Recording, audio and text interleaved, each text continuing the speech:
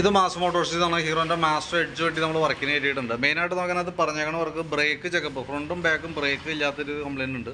അപ്പോൾ അതൊന്ന് ചെക്ക് ചെയ്യണം. ലെഫ്റ്റ് സൈഡിൽ മിറർ കംപ്ലയിൻ്റ് ഉണ്ട്, അപ്പോൾ അതൊന്ന് മാറ്റിയിടണം. സ്റ്റാർട്ടിങ് കംപ്ലയിൻറ്റ് പറഞ്ഞിട്ടുണ്ട്, എഞ്ചിൻ ഓയിൽ ചെക്ക് ചെയ്തിട്ട് മാറ്റാം. പിന്നെ ഗ്രിപ്പ് ഓവറും എയർ കാര്യങ്ങളൊക്കെ ഒന്ന് ചെക്ക് ചെയ്യുക. അത്രയാണ് മെയിനായിട്ട് പറഞ്ഞത് കേട്ടോ. അപ്പോൾ മെയിനായിട്ട് പറഞ്ഞാൽ ബ്രേക്കിൻ്റെ കംപ്ലയിൻ്റ് ആണ്. ഫ്രണ്ടും ബാക്കും ബ്രേക്ക് കംപ്ലയിൻറ്റ് പറഞ്ഞിട്ടുണ്ട്. ബ്രേക്കിൻ്റെ പ്രോബ്ലം എന്ന് വെച്ചാൽ ബാക്ക് ബ്രേക്കിൻ്റെ ലൈനർ മാക്സിമം അഡ്ജസ്റ്റിങ്ങിലേക്ക് ആയിട്ടുണ്ട്.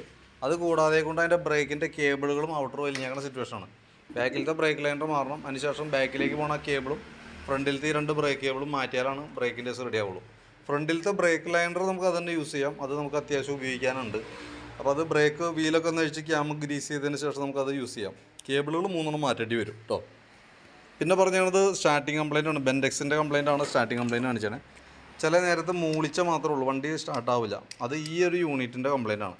അത് വരുന്നത് എഞ്ചിൻ്റെ ഈ ലെഫ്റ്റ് സൈഡ് കവറിൻ്റെ ഉള്ളിലാണ്. അപ്പോൾ അത് ഞാൻ ചെക്ക് ചെയ്യാനായിട്ട് അഴിച്ചാണ്.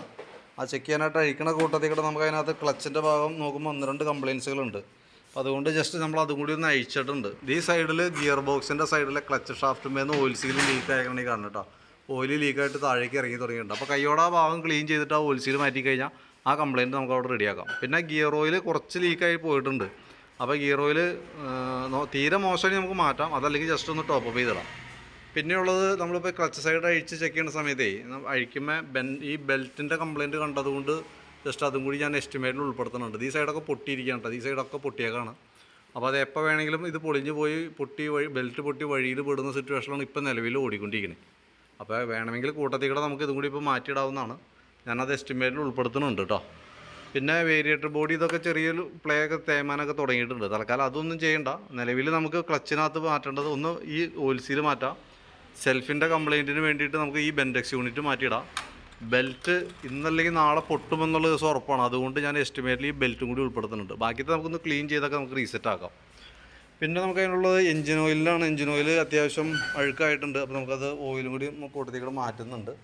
പിന്നെ ലെഫ്റ്റ് സൈഡിൽ മിററിൻ്റെ പറഞ്ഞിട്ട് അത് നമുക്ക് നോക്കാം. അത് ഐറ്റം സ്റ്റോക്കിലുണ്ടോ എന്നൊരു സംശയമുണ്ട്. പക്ഷേ ഞാൻ എസ്റ്റിമേറ്റിൽ ഉൾപ്പെടുത്തുന്നുണ്ട്. അപ്പോൾ നോക്കിയിട്ട് നമുക്ക് വേണമെങ്കിൽ അതുകൂടി മാറ്റിയിടാം. അത് ഓൾറെഡി കംപ്ലീറ്റ് പറഞ്ഞതാണ്, മാറ്റാൻ പറഞ്ഞതാണ്. ബാറ്ററി നമ്മൾ നോക്കി 2024 ബാറ്ററിയാണ്, വാറണ്ടി പീരീഡ് ഉള്ള ബാറ്ററിയാണ്. അപ്പോൾ അത് ബാറ്ററിയുടെ ടെസ്റ്റും കൂടി കൂട്ടത്തിൽ നടത്തി വിടുന്നുണ്ട്. ബാറ്ററി നമ്മൾ നോക്കുമ്പോൾ 13 വോൾട്ട് കാണിക്കുന്നുണ്ട്. ലോഡ് കൊടുക്കുമ്പോഴായാലും 9.70 വരെയാണ്. അപ്പോൾ നിലവിൽ ബാറ്ററിയുടെ ഭാഗത്ത് കുഴപ്പമില്ല. സെൽഫിൻ്റെ കംപ്ലയിൻറ്റ് ആ ബെൻഡെക്സ് യൂണിറ്റിൻ്റെ ആണ് കേട്ടോ. അപ്പോൾ അത്രയും കേസാണ് മെയിനായിട്ട് നമുക്ക് ചെയ്യേണ്ടി വരുന്ന വർക്ക്. അപ്പോൾ ഞാൻ അതിൻ്റെ ഏകദേശം ഒരു എസ്റ്റിമേറ്റ് ആക്കാം. അതായത് ബാക്കിലത്തെ ബ്രേക്സ് മാറണം, 3 ബ്രേക്ക് കേബിൾ മാറണം, അതേപോലെ തന്നെ ക്ലച്ചിൽ വരുമ്പോൾ ബെൻഡെക്സ് യൂണിറ്റ് അഴിച്ച് മാറ്റണം, ബെൽറ്റും എന്തെങ്കിലും മാറ്റേണ്ടതായിട്ടുണ്ട്. അപ്പോൾ അത് നമുക്കൊരു ക്ലച്ച് ഗ്രീസിങ് ആയിട്ട് അതിനകത്ത് ഉൾപ്പെടുത്താം. അപ്പോൾ ആ ഫുൾ വർക്ക് അതിനകത്ത് ആ ലേബറിൽ കഴിഞ്ഞ് പോയിക്കോളും. അപ്പോൾ അത് അതിനകത്ത് ഉൾപ്പെടുത്തി ചെയ്യാം.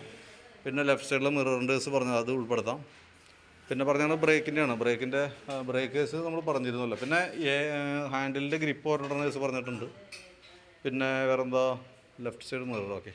അപ്പോൾ ഞാൻ എൻ്റെ ഈ ഭാഗങ്ങൾ ഇപ്പോൾ പറഞ്ഞിരിക്കുന്ന ഭാഗങ്ങളൊക്കെ ഉൾപ്പെടുത്തിയിട്ട് എസ്റ്റിമേറ്റ് ഇടാം കേട്ടോ. അപ്പോൾ അതിൻ്റെ ഡീറ്റെയിൽസ് വാട്സപ്പിലേക്ക് ഇടാം. വീഡിയോ കണ്ടുമ്പോൾ നോക്കിയിട്ടൊന്ന് റിപ്ലൈ ഇട്ടേക്കാം. റിപ്ലൈ കിട്ടിയിട്ട് നമുക്ക് അതനുസരിച്ചിട്ട് വേണം ചെയ്യാനായിട്ട്. ഓക്കെ. അപ്പോൾ പരമാവധി നേരത്തെ തന്നെ ഒന്ന് റിപ്ലൈ ഇടാനായിട്ട് ശ്രദ്ധിക്കാം. ഓക്കെ.